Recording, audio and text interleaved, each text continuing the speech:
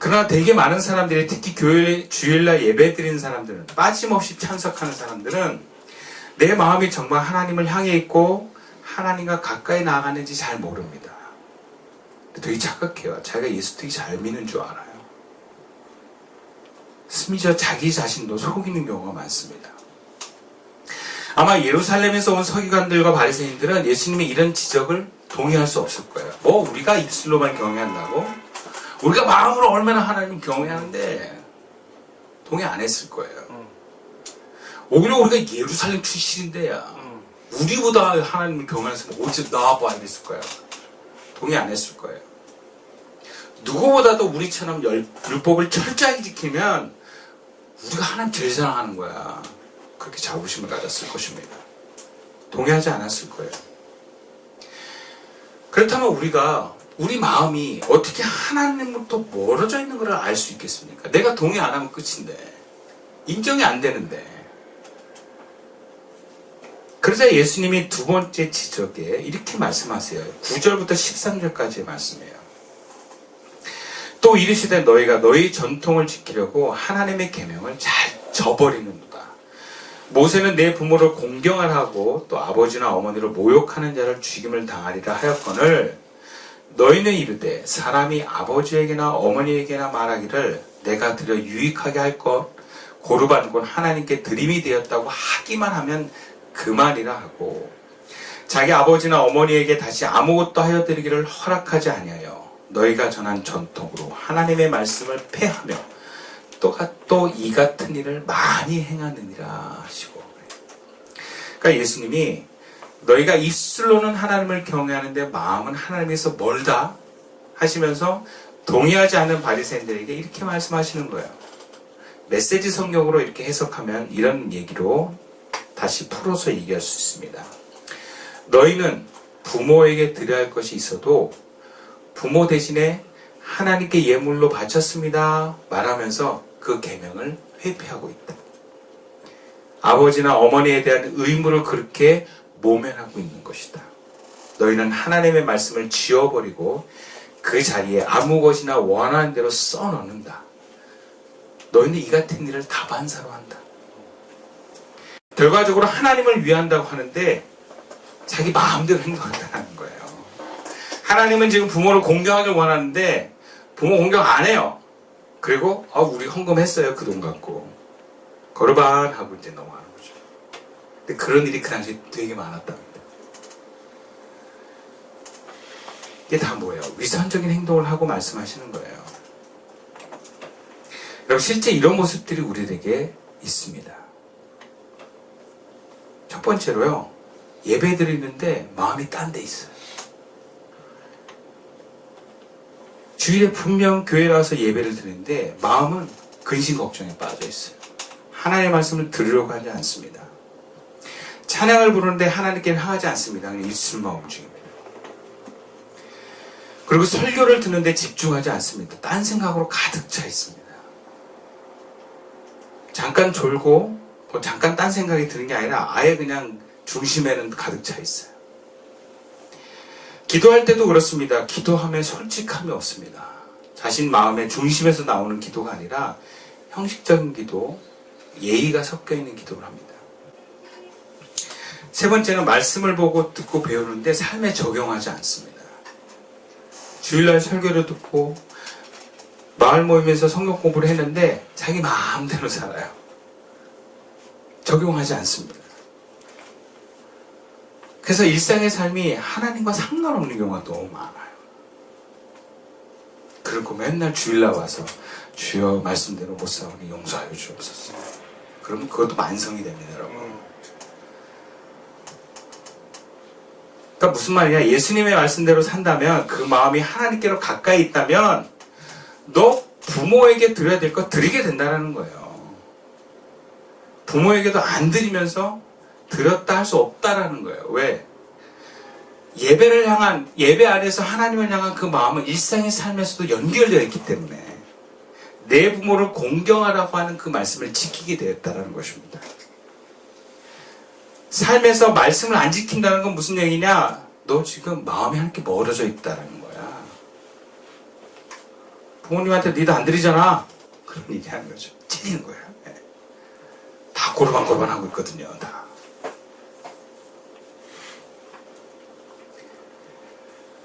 다윗이 사울에게 쫓겨다닐 때 음식을 먹을 수 없는 배고픈 상황에서 노베 제사장이었던 아비멜렉은 원래 그 성소 안에 있는 진설병의 떡은 제사장만 먹게 돼 있어요. 법으로는 제사장 외에 먹으면 안 돼요. 근데 그걸 줍니다. 왜? 그게 하나의 마음이기 때문에. 일반적으로 지켜야 되는 법 위에 하나님의 뜻이 더 위에 있는 거예요. 이웃을 사랑하라고 하는 더 큰 뜻에 순종하는 것입니다. 하나님은 행동을 모시지만 그 마음의 중심을 모십니다.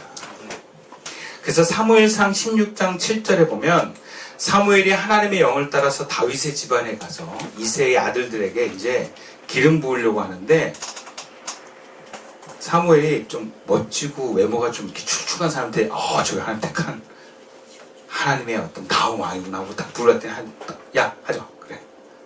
그래서 하나님 뭐라 그러냐, 사람은 외모를 보거니와 나 여호와는 중심을 보느니라 그래요. 그러니까 자기 생각에는 나 이래도 괜찮아 하고 합리화해버리는 거예요. 그럼 그게 하나님 마음과 달라도 내가 나 이래도 괜찮아 하고 덮어버리면 양심의 가책이 없는 거예요. 여러분들이 교회 생활하면서 정말 주의해야 될 부분이 바로 이것입니다. 하나님의 마음이, 내 마음이 하나님께로 멀어져 있으면서 교회에 봉사하고 헌신하는 거예요. 하나님을 향한 마음에서, 하나님을 향한 그 마음이 하나님으로부터 멀어져 있는데 몸만 봉사하고 헌신하면 여러분 어둠의 역사를 합니다. 그런 마음이 올라올 때는 솔직하게 드러내는 게 좋아요. 장로들의 유전이 바로 그런 거예요. 다 합리화하고 이성적으로 막 얘기를 하는 거예요. 고르반도 그런 거예요. 부모님한테 낼 돈이 없으니까 내가 하나님께 냈으니까 뭐 괜찮지 뭐.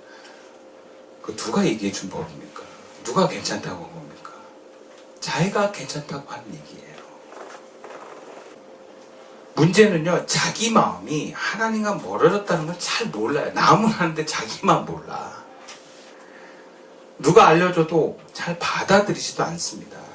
그래서 알아차려도 크게 문제의식을 갖지 않습니다. 그렇다면 우리가 좀 알아야 돼요. 제가 여러분들 이렇게 찾아보니까 영적 자기 진단표라는 게 있대요. 예, 그래서 그걸 좀 문항을 좀 보니까 한 5가지가 있는데 짧게 한번 나눠볼게요.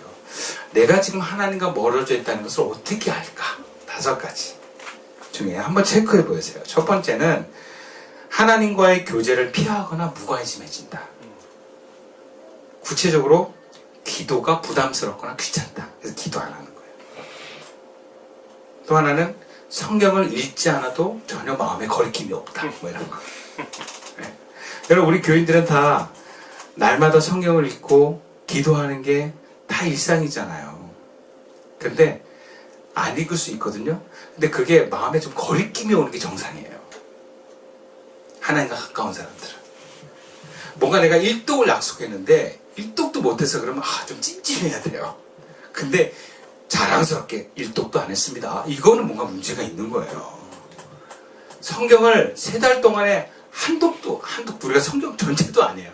그 구간을 한 번도 안 읽었는데 아무렇지 않다는 거 여러분 문제가 있는 거예요. 청소년들은 기억하십시오. 아무렇지 않다는 거 여러분 문제가 있는 거예요. 두 번째로, 말씀이 더 이상 나한테 감동이 안 됩니다. 특히 설교나 성경 말씀을 들어도 마음이 메마르거나 변화나 회개가 일어나지 않아요. 마음이 메말라져 버려요. 설교를 들어도 하나님 말씀으로 안 들려요. 좋은 얘기네 그러고 그냥 슉 지나가요. 찔려하지 않습니다. 네. 근데 뭔가 하나님과 마음에 살아있는 사람들은, 양심에 살아있는 사람들은 찔려합니다. 아프다 그래요. 아프다. 그래서 설교 말씀은 아파야 돼요, 여러분. 왜? 설교 말씀대로 정확하게 사는 사람이 없거든요. 그러니까 찔리고 뭔가 양심의 가책도 있고 내가 이러면 안 되는데 좀 그래야 돼요.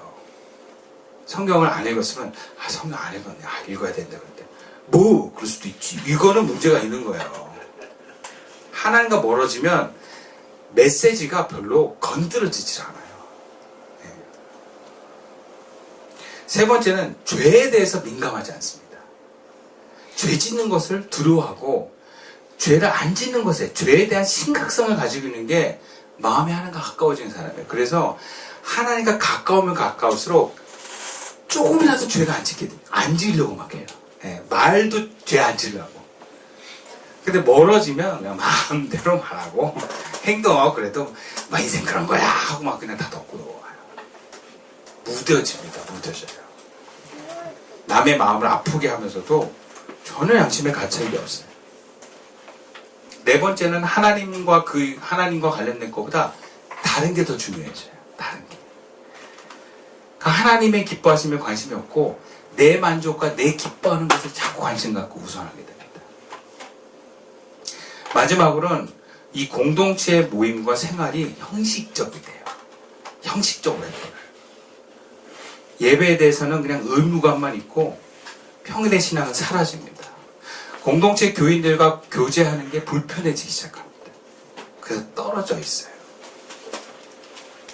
이런 것들을 보면서 야, 내가 하나님과 멀어졌구나 보시라는 거예요. 그래서 이런 내 모습이 보이면 어떻게 합니까? 아, 내가 마음이 멀어졌구나 하고 회개하라는 거예요. 알아차리고 회개하면 하나님께 다시 돌아갈 수 있습니다. 마음이 회복될 수 있습니다. 주님 우리에게 완벽을 요구하는 것이 아닙니다. 우리가 하나님께로 돌이켜서 점점 가까워지기를 원하시는 거예요. 근데 우리는 그렇게 하나님과로부터 멀어진 상황이 있음에도 불구하고 이 멀어진 것에 너무 경각심이 없어요, 여러분. 그래서 아무리 지적을 하고 알려줘도요 돌이키질 않습니다. 자꾸 미뤄요. 내 삶의 문제, 급한 것에, 내 원하는 것에만 막 관심과 에너지를 쏟고 하나님으로부터 마음이 멀어졌는데도 두려워하지 않고 변할 의지도 없습니다. 예를 들자면 요즘 우리가 잠에 대한 책을 읽고 있어요. 그래서 자꾸 그 책 보면 졸려요. 그치? 자, 아직도 일독을 못했어. 처음이야. 일독을 아직도 못하면. 한 주간 늦췄는데 그렇게 고맙더라고. 근데 이 책에 지금까지 제가 읽은 건 그거야. 8시간 자라. 정말 8시간 자야 된다. 그러면 다 좋다. 근데 제가 8시간 안 자거든요. 한 6시간밖에 못 자요. 그리고 보통 5시간 자요. 그럼 제가 그 책을 보면 아 그래 8시간 자야지 하고 바꿔야 되잖아요. 근데 안 바뀌고 있어요. 야, 그래서 제가 야 이거 문제다. 제가 오늘 설교를 준비하면서 야 8시간 자야 되는데 이게 문제다. 또 그런 게 있어요. 일어나는 시간은 정해져 있는데 잠자는 시간이 자꾸 미뤄져요. 네. 아마 8시간 안 자면 당신 죽을지도 몰라. 그럼 확 바꿀 수도 있을 거예요. 정말 우리가 제가 아니라 정말 예수님이 딱 나타나가지고 야 너 하나님부터 마음 멀어졌어. 정신 차려. 이러면 우리가 경각심을 가질지 몰라요. 근데 우리가 너무 경각심이 없어요. 하나님과 멀어졌다. 아예 뭐 언젠가 돌아오면 되지 뭐. 이런 안일한 마음으로 우리가 삽니다. 그리고 되게 착각을 해요. 자기가 마음만 먹으면 언제든지 하나님께로 마음이 돌아올 수 있는 줄 알아요. 그렇지 않습니다. 여러분 경각심을 가지십시오. 하나님과 멀어지면 어둠의 영이 여러분을 사로잡습니다. 그래서 우리가 어떻게든지 내 마음이 하나님께로 멀어진 것을 바로바로 아셔야 돼요. 빨리 알아야 빨리 고칠 수 있어요. 그럼 빨리 알 수 있는 방법이 뭔가? 예수님께서 14절 15절에 이렇게 말씀합니다. 무리를 다시 불러 이르시되 너희는 다 내 말을 듣고 깨달으라.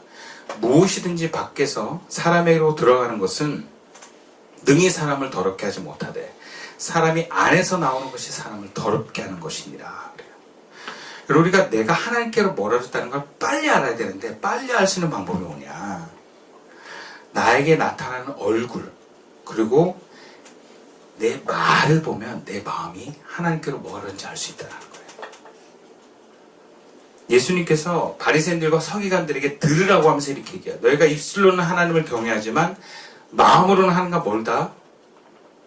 그래서 비유로 그들의 외식을 지적하셨어요. 그러나 그들을 포함해서 많은 무리들이 그 말을 못 알아들었습니다. 못 알아먹는 거예요. 우리도 보면 일상에서 하나님과 멀어졌다는 걸 잘 몰라요. 예수님이 여러 가지 사인으로 얘기하는데도 못 알아먹어요, 우리가. 그러니까 예수님이 어떻게 해요? 더 강력하게 무리들을 포함해서 불러놓고 얘기하는 거예요. 야, 내 말을 깨달아라 하면서 강조하시는 거예요. 사람이 마음에서 나오는 것이 그 사람 더럽힌다. 지금 주제가 뭡니까? 부정해지는 게 주제거든요. 그래서 서기관과 바리새인들은 손 안 씻고 먹으면 부정해진다 그러는 거예요. 근데 예수님은 아니야. 내 마음에서 뱉어 나오는 것이 나를 부정하게 만드는 거야. 그러면 내 안에서 나오는 게 뭐가 있겠습니까? 그게 두 개예요. 얼굴빛. 그리고 말입니다. 얼굴을 한자로 뭐라 하면 얼꼴이라고 해요. 얼꼴이 얼굴이에요. 꼴은 뭐예요? 머무는 곳이에요. 얼은 마음얼이에요. 얼이 머무는 곳이 얼굴입니다. 그래서 얼굴 보면 알아요. 얼굴빛을 보면 아 내가 하나님부터 멀어졌구나. 얼굴빛을 보면 하나님과 가까워졌구나. 알 수 있는 거예요. 설교할 때 저는 여러분들 얼굴을 보잖아요. 매주 얼굴이 여러분 다릅니다. 저는 다 알 수 있어요. 여러분 자신의 얼굴 못 보죠. 거울 볼 때도 예쁜가? 이렇게만 보잖아요. 거울을 통해서 거울아 내 마음을 비춰줘. 이렇게 보진 않잖아요. 그러니까 여러분들은 자기 거울을 봐도 외모만 꼭 하기 때문에 잘 몰라요. 근데 목사는 설교하면서 여러분들이 얼을 보기 때문에 얼굴 보면 나와요. 여러분들이 하나님과 가까워지니 멀어졌는지. 그냥 보면 알아요. 근데 자기는 몰라요. 그래서 여러분들의 얼굴을 이렇게 거울을 보면서 외모가 아니라 아, 내 지금 얼굴에 빛이 나는가 아니면 뭔가 이렇게 분노가 묻어 있는가 화를 한번 확 내지르고 거울 한번 보세요. 남아 있습니다. 그리고 막 우울한 얘기를 하고 절망적인 얘기하고 얼굴을 보세요. 남아 있어요. 그러니까 여러분들의 얼굴을 자꾸 보세요. 내가 지금 내 얼이 하나님과 멀어져 있나 가까워져 있나. 두 번째는 말을 보세요. 말을. 나에게 나오는 말. 내가 무슨 말을 하는지. 절망적이고 부정적인 말을 하는지. 누구를 비난하는 말을 하는지. 뭔가 나도 모르게 분노가 쏟아져 나오는지. 원망하는 말이 나오는지. 그러면 하나님과 멀어져 있는 거예요. 말은 마음에서 나옵니다. 그래서 말이 굉장히 힘이 있어요. 그래서 말을 자꾸 해봐야 돼요. 대화해보고. 가족이라는 게 뭐예요? 특별한 이유 없어도 말을 할 수 있는 관계가 가족이에요. 그래서 가족 간의 대화를 한번 해보시는 거예요. 자꾸. 부부가 같이 대화를 해보는 거예요. 말을 해보고 시켜보고. 그러면서 자기 스스로를 알 수 있게 점검하는 겁니다. 말 안 하면 몰라요. 물론 얼굴빛으로는 알 수 있는데 자기는 잘 몰라요. 그래서 말을 해봐야 돼요. 그러니까 저도 최근에 자동차 검사를 했는데 매연만 문제가 되는 줄 알고 매연 문제만 생각하고 있었는데 검사를 해보니까 출력이 문제가 있다는 걸 알았어요. 그래서 이 차의 엔진에 들어가는 공기관이 타르로 막혀있다라고 하는 진단이 나왔어요. 검사를 해서 알았어요. 그전에는 몰랐어요. 우리가 자꾸 내 자신을 살피면서 내 마음을 여러분 점검하셔야 돼요. 그리고 그냥 넘어가지 마세요. 항상 말을 귀 기울여 보세요. 내 얼굴빛을 보세요. 낯빛이 어둡고 말에서 하나님이 기뻐하시는 말이 나오지 않는다면 여러분 경각심을 가지십시오. 그래서 여러분 마음만 괜찮다면 여러분들의 어떤 외모나 그 여러분들의 그 나오는 말들이 사람을 살리게 될 것입니다. 그러나 내 마음이 하나님과 멀어지면 나에게 나타나는 모습이나 말은 사람을 점점 하나님과 멀어지게 만들 수도 있다는, 즉 죄를 질 수 있다는 사실을 아셔야 돼요. 그러니까 여러분 우리의 마음은 하나님이 우리를 통해서 결과적으로 말하게 하시고 얼굴빛을 통해서 사람을 살리고 위로하는 통로로 삼으십니다. 그게 제자의 삶이에요. 제자는 생명의 삶을 살아서 사람들을 살리는 데 그 목적이 있습니다. 그럼 제일 중요한 게 하나님과 마음이 가까워야 돼요. 마음이 멀어진 걸 방치하지 마십시오. 마음이 멀어지면 죄에 사로잡힙니다. 말씀을 마칠게요. 주님은 우리가 입술로는 하나님을 경외하지만 마음이 내게서 멀다, 그렇게 말씀하실 수도 있어요. 마음이 먼 것을 지적하시는 것은 멀지 말고 마음이 가까워라 라고 얘기하시는 겁니다. 이것은 우리들에 대한 관심이고 하나님의 사랑입니다. 여러분, 그 하나님의 바람과 사랑에 응답할 수 있기를 축원합니다. 우리 교회가 그 마음을 하나님께로 가까이 하는 것을 서로 돕고 그것을 지켜나갈 수 있는 교회가 되어서 생명의 열매가 가득한 우리 교회 될 수 있기를 주님의 이름으로 축원드리겠습니다. 기도드리겠습니다.